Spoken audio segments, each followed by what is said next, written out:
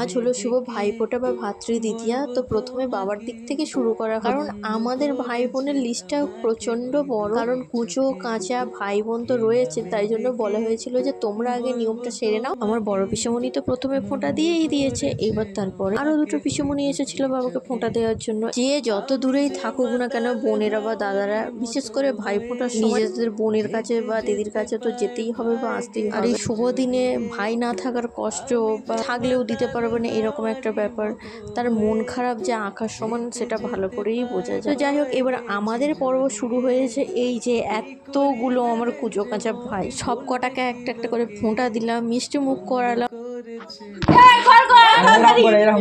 আমি দেখে দিচ্ছি, এরকম করে গল করতে হয়। তুই কি করবি? আচ্ছা, দীপুর মুখটা ওই রকম হয়ে থাকার কারণটা আমি বলছি, কারণ ও সিঁড়ি থেকে পড়ে গিয়েছিল, আর পড়ে গিয়ে বেচারার মুখটা একদম ছিঁড়ে গিয়েছিল। আর আমি ওই জায়গাতে বেশ করে হামি খেয়েছি, ওই জন্য ওর মুখটা ওই রকম হয়ে গিয়েছিল। তো যাই হোক, আমাদের বাড়ির কাছে প্যান্ডেল ছিল, ওইখানে গিয়ে ভালো ভালো কয়েকটা ফটো তুলে নিলাম। আর এই যে পটকাবাজি পেয়েছি, যেগুলো একদমই ফাটছিল না।